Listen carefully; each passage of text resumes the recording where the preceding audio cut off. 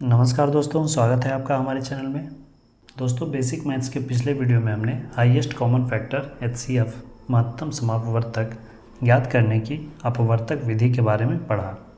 यदि आपने उस वीडियो को नहीं देखा है तो उसे भी आप अवश्य देख लें और साथ ही HCF और LCM को समझने के लिए गुणज तथा गुणनखंड, अपवर्त्य तथा अपवर्तक के कंसेप्ट को अच्छे से समझ लें।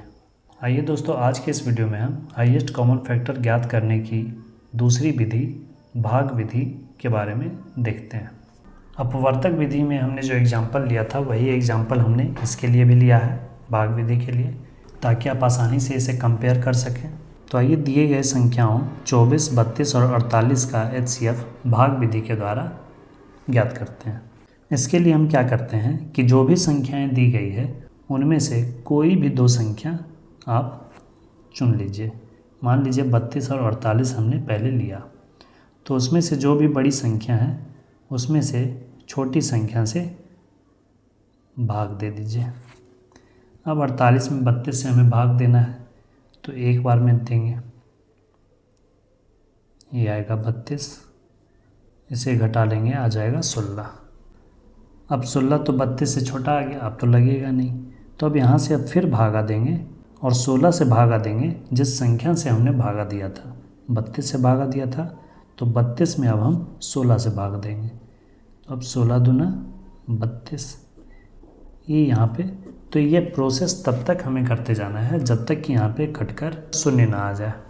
यहाँ से हमें प्राप्त हुआ 32 और 48 का महत्तम समापवर्तक 16 होगा। तो अब 32 और 48 का तो महत्तम समापवर्तक हमें ज्ञात हो गया 16, लेकिन 24 भी था। तो अब जो महत्तम समापवर्तक हमें प्राप्त हुआ है उससे हम तीसरी संख्या जो था उसमें हम डिवाइड करेंगे। तो 16 से हम डिवाइड करेंगे तीसरी संख्या जो थी 24 उसमें, तो 16 एकम 16 लगेगा, यहाँ घट के आएगा 8, और फिर अब 8 16 से छोटा हो गया, तो अब फिर 8 से भागा देंगे जिससे हम भागा दिए थे, यानी कि 16 को। अब 8 दूना 16, अब यहाँ 16 भी कट गया, तो अब ये क्या बच गया, तो यहाँ पे मासा क्या आ गया 8। तो अब 16 और 24 का महत्तम समापवर्तक कितना हो गया 8। तो अब जो महत्तम समापवर्तक आया वही इन तीनों संख्याओं का महत्तम समापवर्तक होगा। इसलिए 24, 32 और 48 का HCF बराबर 8।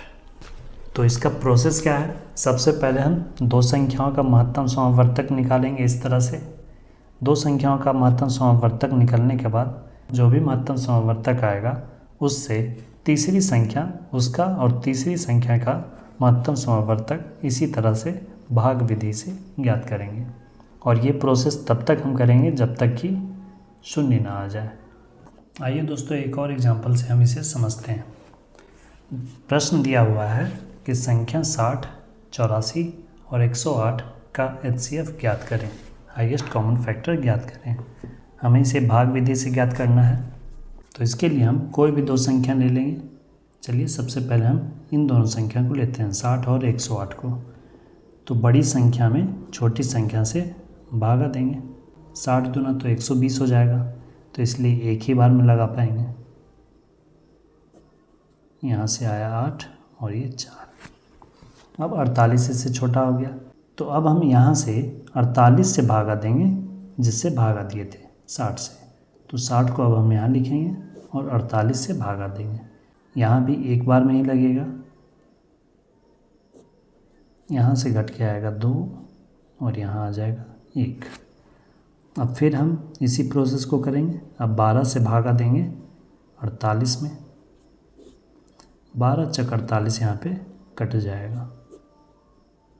तो इस तरह 60 और 108 का महत्तम समापवर्तक ज्ञात हो गया 12, जिससे विभाजित हुआ वो HCF होगा। तो यहाँ से हमें प्राप्त हुआ 60 और 108 का महत्तम समापवर्तक 12।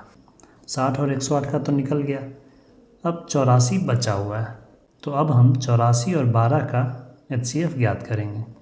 तो इसलिए हम 12 से भागा देंगे किसमें 84 में, जो कि एक बार में ही कट जाएगा, 12 सत्ते 84, ये भी कट गया, ये भी कट गया।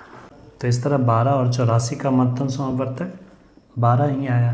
क्योंकि 12 से 12 भी कटता है और 84 भी कटता है, तो इसलिए 60, 84 और 108 का HCF क्या हो जाएगा? 12। यही उत्तर होगा। उम्मीद है दोस्तों कि आप इसे बेहतर तरीके से सीख गए होंगे। आपके लिए मैंने प्रश्न दिया है, आप इसका उत्तर कमेंट में अवश्य बताएं, मुझे खुशी होगी। आपके कमेंट से हमें मोटिवेशन मिलता है। तो दोस्तों ये थी महत्तम समापवर्तक ज्ञात करने की भाग विधि। अब इसके अगले वीडियो में हम अभाज्य गुणनखंड विधि से महत्तम समापवर्तक ज्ञात करने की विधि को सीखेंगे, जो कि बहुत ही महत्वपूर्ण विधि है, जिसका प्रयोग सबसे ज़्यादा किया जाता है। दोस्तों वीडियो कैसी लगी अपना फीडबैक ज़रूर कमेंट करें और इन प्रश्नों का उत्तर भी आप अवश्य कमेंट करें। वीडियो को अंत तक देखने के लिए धन्यवाद दोस्तों। मिलते हैं अगले वीडियो में इसके अगले भाग के साथ। जय हिंद, वंदे मातरम।